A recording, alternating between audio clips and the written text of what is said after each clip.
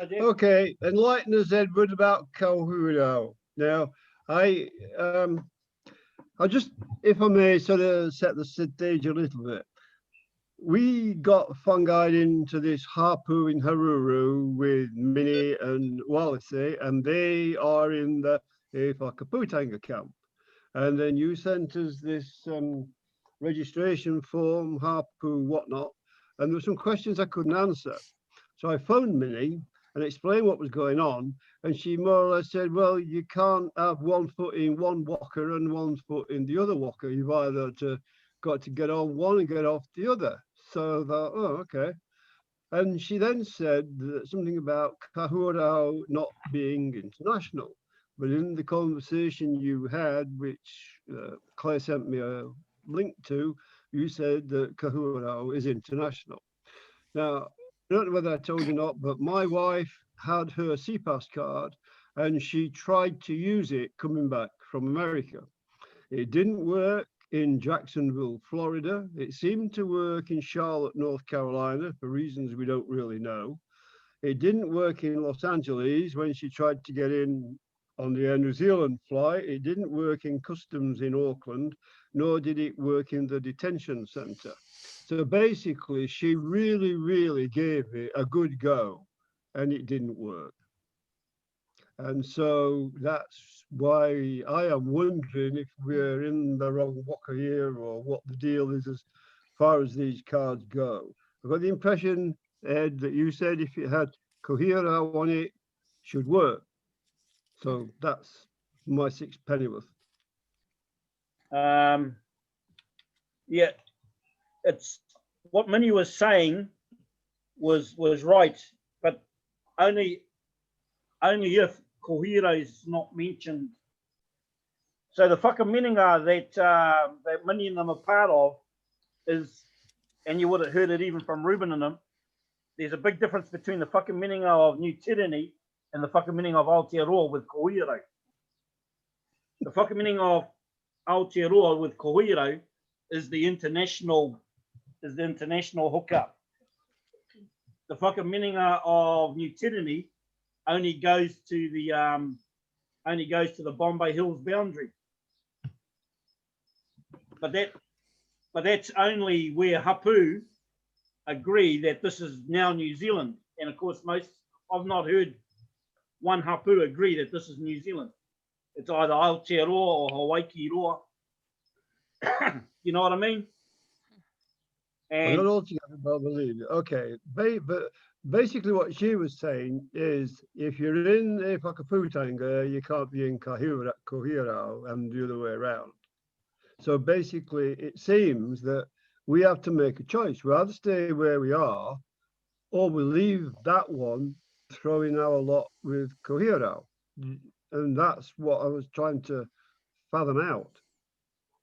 You can do both, but what's got to happen is those ones who are in the whakamininga of New Tireni, all they need to do is recognise the Huiarau, and it brings everyone all under the same umbrella. Because the whakamininga of New Tireni is actually a republic that is set up in 1835. People are misinterpreting what the authority of the Whakaputanga actually is. And from what it looks like it's been purposely put in place to get rid of the recognition of sovereignty that was given in 1832 when that first flag was given to Huiarau and the whakamininga, what they call the kara tuatahi. It actually came in 1832, not 1835. That's where all this confusion is happening. And it's only easy to do both. What you can't do is you can't do Ngāti Wikitoria and just stay in the Whakaputanga and the whakamininga of New Tireni because it doesn't exist there. It exists from 1840. But what's happening is because 1835 is the Whakaputanga and whakamininga of New Tireni and a republic is set up, there is no attachment to England. As you know, because It's a declaration of independence. It's actually declaring against whoever is the recognised sovereign. And the recognised sovereign is ko Huiarau and the whakamininga of Aotearoa. This is where people are getting it wrong. They're thinking we're actually making a claim against England, and it's not. Okay, so does it mean, Ed, that we should have CPAS cards made with ko Huiarau on the top instead of Ngāti Wikitoria or whatever it is that's on? No, the Ngāti Wikitoria is ko Huiarau. Yeah, like if you put Whakaputanga onto those sea passes, clear, that means you can only, you're only sovereign down to the Bombay Hills by using Whakaputanga. Yeah, and it's got Whakaputanga on the top there, doesn't it, on the back? Yeah, has it got Whakamininga on Tireni on it as well? It says Tireni on the back. Yeah, see, it does say Tireni on the back. But on the back, it talks about New Tireni. Yeah, on the back it does. Back, it says the secured party, I haven't got my reading glasses on, the secured party of this card is accept, blah, blah, blah, Whakamininga or something or other, or New Tireni. That's what it says on the back. Well, that is the trap. There is no sovereignty that sits with the New Tireni thing. If the international recognition of sovereignty is ko Huiarau and the Whakamininga of Aotearoa in 1832, and it's recognised as a sovereign nation, then the republic that's set up in 1835, doesn't mean it's now taken over the authority of ko Huiarau or the Whakamininga of Aotearoa. Who recognized on 32 ko Huiarau? Well, to be honest, that's why Ngāti Wikitoria was actually brought in with Te Tiriti o Waitangi. And what's happened there, the mistake made there, and I think I mentioned it to you, is that when the chiefs went to sign the Treaty of Waitangi or Te Tiriti o Waitangi, and the chief warned them not to sign it, sign the treaty on the flag, but to sign it on their own cloak. They chose to throw their cloak on the ground, and so they signed on to the treaty on the flag, bringing through flag etiquette.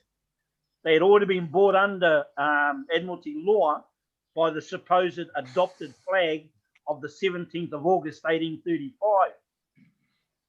The gazetted notice.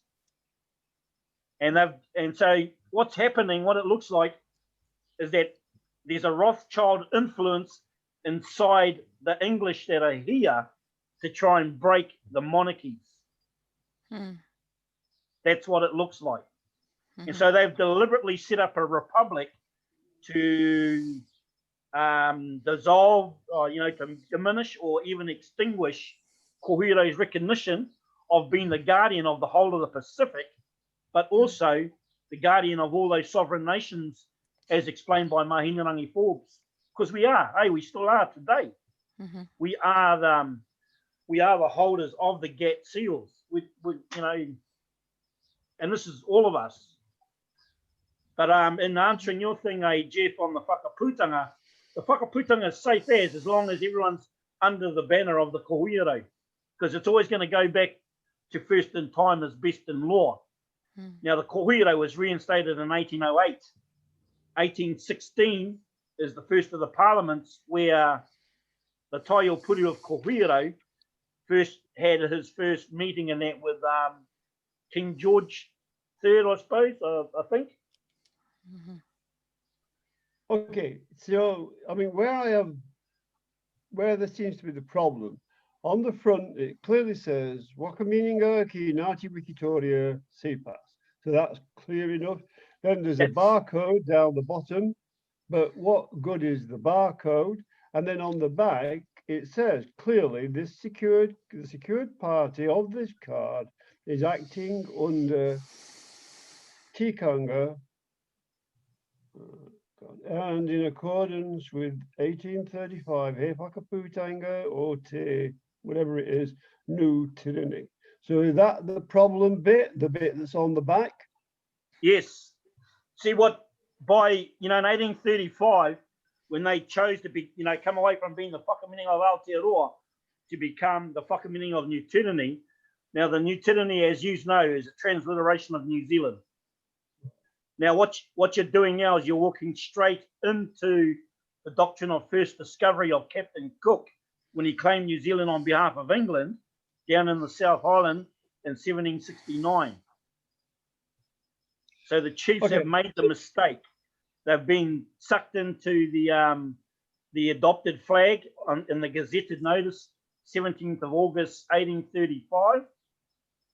And without them realizing it, they've gone and ratified it by signing on the flag in 1840. And what basically, these cards are useless. Well, only if those ones that know their history dare to challenge it. A lot of them wouldn't know that history.